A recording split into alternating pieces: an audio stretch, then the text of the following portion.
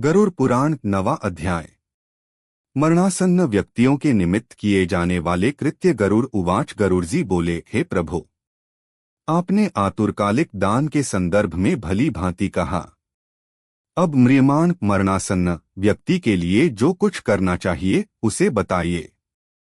श्री भगवानुवाच। श्री भगवान ने कहा, हे ताक्ष, जिस विधान से मनुष्य मरने पर सद्गति प्राप्त करते हैं, शरीर त्याग करने की उस विधि को मैं कहता हूँ, सुनो।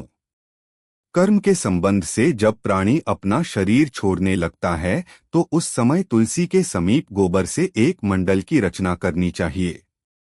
वहां उस मंडल के ऊपर तिल बिखेरकर कुशों को बिछाए। तदंतर उनके ऊपर श्वेत वस्त्र के आसन पर शालिग्राम शिला को स्थापित करें। जहां पाप, दोष और भय को हरण करने वाली शालग्राम शिला विद्यमान है, उसके सन्निधान में मरने से प्राणी की मुक्ति सुनिश्चित है। जहां जगत के ताप का हरण करने वाली तुलसी वृक्ष की छाया है, वहां मरने से सदैव मुक्ति ही होती है, जो मुक्ति दानादि कर्मों से दुर्लभ है। जिसके घर में तुलसी वृक्ष के लिए स्थान बना हुआ है, वह घर तीर्थ स्वरूप ही है, वहां यम के दूत प्रवेश नहीं करते। तुलसी की मंजरी से युक्त होकर जो प्राणी अपने प्राणों का परित्याग करता है, वह सैकड़ों पापों से युक्त हो तो भी यमराज उसे देख नहीं सकते। तुलसी के दल को मुख में रखकर तिल और कुश के आसन पर मरने वाला व्यक्ति पुत्रहीन हो तो भी निसंदेह विष्णुपुर को जाता है। तीनों प्रकार के तिल, काले, सफेद और भूरे, कुश और तुलसी, ये सब म्रियमाण प्राणी को दुर्गति से बचा लेते हैं। यत मेरे पसीने से तिल पैदा हुए हैं, अत वे पवित्र हैं। असुर, दानव और दैत्य तिल को देखकर भाग जाते हैं। हे ताक्ष, मेरे रोम से पैदा हुए दर्भ, कुश मेरी विभूति हैं, इसलिए उनके स्पर्श से ही मनुष्य को स्वर्ग की प्राप्ति होती है। कुश के मूल में ब्रह्मा, कुश के मध्य में जनार्दन और कुश के अग्रभाग में शंकर, इस प्रकार तीनों देवता कुश में स्थित रहते हैं। इसलिए कुश, अग्नि, मंत्र, तुलसी, ब्राह्मण और गौ ये बार बार उपयोग किए जाने पर भी निर्माल्य नहीं होते। पिंडदान में उपयोग किए दर्भ, प्रेत के निमित्त भोजन करने वाले ब्राह्मण, नीच के मुख से उच्चरित मंत्र, नीच संबंधी गाय और तुलसी तथा चिता की आग, ये सब निर्माल्य अर्थात अपवित्र होते हैं। गोबर से लीपी हुई और कुश बिछाकर संस्कार की हुई पृथ्वी पर आतुर मरणासन्न व्यक्ति को स्थापित करना चाहिए। अंतरिक्ष का परिहार करना चाहिए, अर्थात चौकी आदि पर नहीं रखना चाहिए। ब्रह्मा, विष्णु, रुद्र तथा अन्य सभी देवता और हुताशन, अग्नि, ये सभी मंडल पर विराजमान रहते हैं, इसलिए मंडल की रचना करनी चाहिए। जो भूमि लेपरहित होती है, अर्थात मलमूत्र आदि से रहित होती है, वह सर्वत्र पवित्र होती है, किंतु जो भूमि भाग कभी लीपा जा चुका है या मलमूत्र आदि से दूषित है, वहां पुनः लीपने पर उसकी शुद्धि हो जाती है। बिना लीपी हुई भूमि पर और चारपाई आदि पर या आकाश में भूमि की सतह से ऊपर राक्षस, पिशाच, भूत, प्रेत और यमदूत प्रविष्ट हो जाते हैं। इसलिए भूमि पर मंडल बनाए बिना अग्निहोत्र, श्राद्ध, ब्राह्मण भोजन, देव पूजन और आतुर व्यक्ति का स्थापन नहीं करना चाहिए। इसलिए लीपी हुई भूमि पर आतुर व्यक्ति को लिटाकर उसके मुख में स्वर्ण और रत्न का प्रक्षेप करके शालग्राम स्वरूपी भगवान विष्णु का पादोदाक देना चाहिए। जो शालग्राम शिला के जल को बिंदुमात्र भी पीता है, वह सभी पापों से मुक्त हो वैकुंठ लोक में जाता है। इसलिए आतुर व्यक्ति को महापातक को नष्ट करने वाले गंगा जल को देना चाहिए।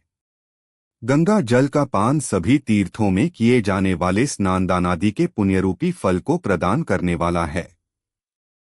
जो शरीर को शुद्ध करने वाले चांद्रायण व्रत को 1000 बार करता है और जो एक बार गंगा जल का पान करता है, वे दोनों समान फल वाले रहते हैं।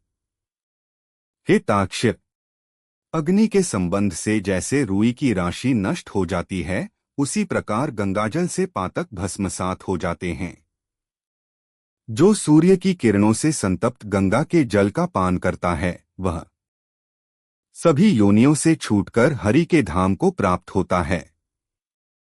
अन्य नदियां मनुष्यों को जलावगाहन स्नान करने पर पवित्र करती हैं, किंतु गंगाजी तो दर्शन, स्पर्श, दान अथवा गंगा इस नाम का कीर्तन करने मात्र से सैकड़ों हजारों पुण्यरहित पुरुषों को भी पवित्र कर देती हैं। इसलिए संसार से पार लगा देने वाले गंगा जल को पीना चाहिए। जो व्यक्ति प्राणों के कंठगत होने पर गंगा गंगा सा कहता है, वह विष्णु लोक को प्राप्त होता है और पुनः भूलोक में जन्म नहीं लेता। प्राणोत्क्रमण प्राणों के निकलने के समय जो पुरुष श्रद्धायुक्त होकर मन से गंगा का चिंतन करता है, वह भी परम गति को प्राप्त होता है। अत गंगा का ध्यान, गंगा को नमन, गंगा का संस्मरण करना चाहिए और गंगा जल का पान करना चाहिए। इसके बाद मोक्ष प्रदान करने वाली श्रीमद्भागवत की कथा को जितना संभव हो उतना श्रवण करना चाहिए। जो व्यक्ति अंत समय में श्रीमद्भागवत के एक श्लोक, आधे श्लोक अथवा एक पाठ का भी पाठ करता है, वह ब्रह्मलोक को प्राप्त होकर पुनः संसार में कभी नहीं आता। ब्राह्मण, क्षत्रिय और वैश्य को मरण काल में वेद और उपनिषदों का पाठ तथा शिव व विष्णु की स्तुति से मुक्ति प्राप्त होती है। हे खग, प्राण त्याग के समय मनुष्य को अनशन व्रत अर्थात अन्न तथा जल का त्याग करना चाहिए और यदि वह विरक्त द्विजन्मा हो तो उसे आतुर संन्यास लेना चाहिए। प्राणों के कंठ में आने पर जो प्राणी मैंने संन्यास ले लिया है सा कहता है, वह मरने पर विष्णु लोक को प्राप्त होता है। पुनः पृथ्वी पर उसका जन्म नहीं होता। इस प्रकार हे खग, जिस धार्मिक पुरुष के आतुरकालिक पूर्वोक्त कार्य संपादित किए जाते हैं, उसके प्राण ऊपर के छिद्रों से सुखपूर्वक निकलते हैं। मुख, दोनों नेत्र, दोनों नासिकारंध्र तथा दोनों कान, ये 7 ऊपर के द्वार छिद्र हैं। इनमें से किसी द्वार से सुकृति पुण्यात्मा के प्राण निकलते हैं और योगियों के प्राण तालुरंध्र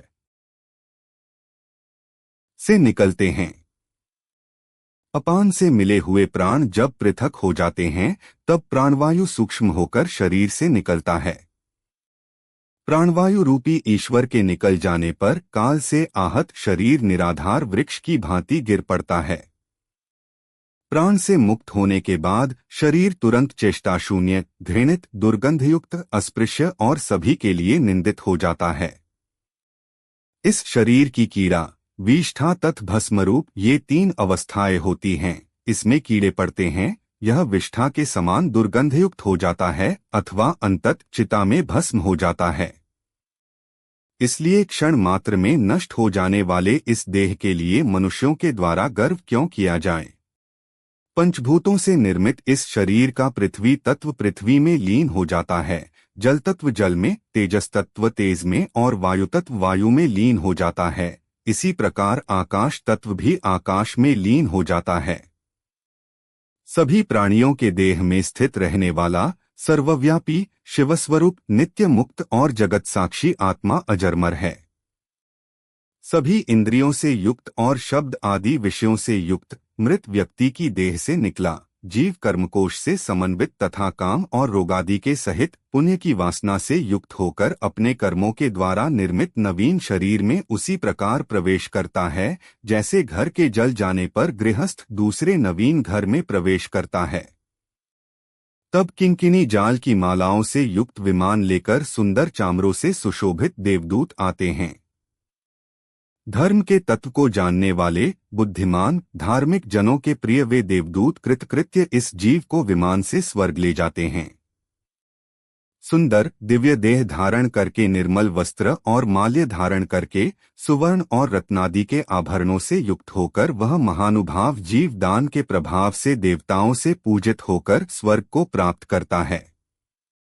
इस प्रकार गरुड़ पुराण के अंतर्गत सारोद्धार में म्रियमाण कृत्य निरूपण नामक 9वां अध्याय पूरा हुआ।